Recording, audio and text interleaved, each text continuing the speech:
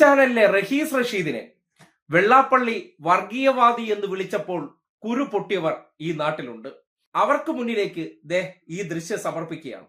കൈരളി ടിവിയിലെ ഷാജഹാൻ എന്ന പേരുള്ള വ്യക്തിയെ കോൺഗ്രസ് MLA ആയിട്ടുള്ള ജി സുധാകരൻ വിളിക്കുകയാണ് പോടോ വർഗീയവാദി എന്ന്. ശ്രദ്ധിക്കുക, മുസ്ലിം നാമധാരിയായിട്ടുള്ള വ്യക്തിയെ എത്ര പെട്ടെന്നാണ് വർഗീയ ചാപ്പ കുത്തുന്നത്. ഷാജഹാൻ പിന്നെ അതിന്റെ ആളാ, കൈരളിയാ. പുള്ളിക്ക് അത് ചോദിച്ചേ പറ്റും. അത് പിന്നെ പോട്ടെ, മറ്റുള്ളവർക്ക് എന്താ പ്രശ്നം? എനിക്ക് നിലപാട് മാറ്റാൻ പറ്റത്തില്ല സാറേ. പോടോ പോയി വല്ല പണിയും നോക്കണോ? താൻ പോയി വല്ല താൻ കൈരളി വരുന്ന ഒരു വർഗീയവാദി അല്ലായിരുന്നു. താൻ പോടോ, തന്റെ പാട്ടിന് പോ. താൻ പോവാൻ പറഞ്ഞ താൻ പൊക്കോളാൻ പറഞ്ഞില്ല പാർട്ടിക്കാരനെ. ഉച്ചഭക്ഷണ വിതരണമൊക്കെ മുടക്കാൻ ശരിയായ കാര്യമാണോ? ഇയാൾ എന്തുവാ പ്രസംഗിക്കുന്നത്? സാർ ഇന്നലെ സംസാരിച്ചല്ലേ? ഇതാണോ പത്രക്കാരൻ? ഞാൻ സംസാരിച്ചല്ലോ, താനാണ് സംസാരിച്ചത്.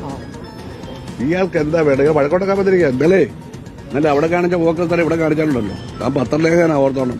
എന്റെ അടുത്ത് വന്നേക്കത് മേലാൽ എന്റെ അടുത്ത് വന്നേക്കരുത്. തനിക്ക് ഇഷ്ടമുള്ള എഴുതിയോ? താൻ MLA, തന്റെ MLA ഒന്നും അല്ല ഞാൻ. തന്റെ ചോദ്യം ചോദിച്ചതിന്റെ പേരിൽ കൈരളി ചാനലിലുള്ള ഷാജഹാൻ ഈ പണിക്ക് വരുന്നതിന് മുന്നേ നീ വർഗീയവാദിയല്ലേ? അപ്പോ അമ്പലപ്പുഴയിലുള്ള മുസ്ലിങ്ങളെല്ലാം അല്ലെങ്കിൽ ആലപ്പുഴയിലുള്ള മുസ്ലിങ്ങളൊക്കെ വർഗീയവാദിയാണെന്നാണ് സുധാകരന്റെ മനസ്സിലിരിപ്പ്. എന്തായാലും കേരളത്തിൽ UDFകാരോടൊപ്പം നിന്ന് ലീഗുകാരും സുഡാപ്പികളും മൗദൂദികളും വോട്ട് ചെയ്ത് വിജയിപ്പിച്ച സുധാകരന്റെ മനസ്സിലിരിപ്പ് എന്താണെന്ന് നിങ്ങൾക്ക് മനസ്സിലായി കാണും. നേരത്തെ വെള്ളാപ്പള്ളിയെ പോയി പൊന്നാട അണിയിച്ചതിലും അദ്ദേഹം ന്യായീകരണങ്ങൾ പറഞ്ഞിരുന്നു.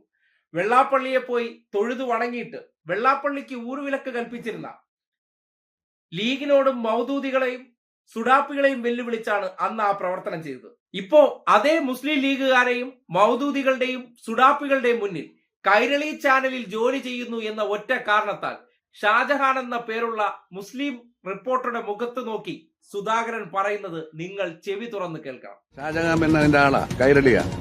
പുള്ളിക്ക് അത് ചോദിച്ചേ പറ്റും. അത് പിന്നെ പോട്ടെ, മറ്റുള്ളവർക്ക് എന്താ പ്രശ്നം? എനിക്ക് നിലപാട് മാറ്റാൻ പറ്റത്തില്ല സാറേ.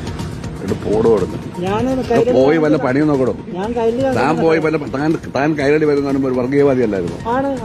താൻ പോടോ, തന്റെ പാട്ടിന് പോ. താൻ പോവാൻ പറഞ്ഞ താൻ പൊക്കോളാൻ പറഞ്ഞില്ല പാർട്ടിക്കാരനെ. ഉച്ചഭക്ഷണ വിതരണമൊക്കെ മുടക്കാൻ ശരിയായ കാര്യമാണോ? ഇയാൾ എന്തുവാ പ്രസംഗിക്കുന്നത്? സാർ ഇന്നലെ സംസാരിച്ചല്ലേ? ഇതാണോ പത്രക്കാരൻ? ഞാൻ സംസാരിച്ചല്ലോ, താനാണ് സംസാരിച്ചത്. ഇയാൾക്ക് എന്താ വേണ്ട? വഴക്കോട്ടൊക്കെ പറ്റിരിക്കുക ഇന്നലെ അവിടെ കാണിച്ച പോക്കൽ തന്നെ ഇവിടെ കാണിച്ചാലുണ്ടല്ലോ. താൻ പത്രലേഖന ഓർത്തോണം. എന്റെ അടുത്ത് വന്നേക്കത് മേലാൽ എന്റെ അടുത്ത് വന്നേക്കരുത്. തനിക്ക് ഇഷ്ടമുള്ള എഴുതിയോ? താൻ MLA, തന്റെ MLA ഒന്നും അല്ല ഞാൻ. തന്റെ ഇനി കാണേണ്ടത് റിപ്പോർട്ടർ ചാനലിലെ റഹീസ് റഷീദിന് വേണ്ടി കുരുപൊട്ടിയ അതേ വിഭാഗക്കാർ ഷാജഹാന് വേണ്ടിയും നിലകൊള്ളുമോ എന്നുള്ളതാണ്. അതോ ഈ കുരുപൊട്ടൽ എന്ന് പറഞ്ഞാൽ ചിലർക്ക് വേണ്ടി മാത്രമുള്ളതാണോ എന്നുള്ളതാണ്.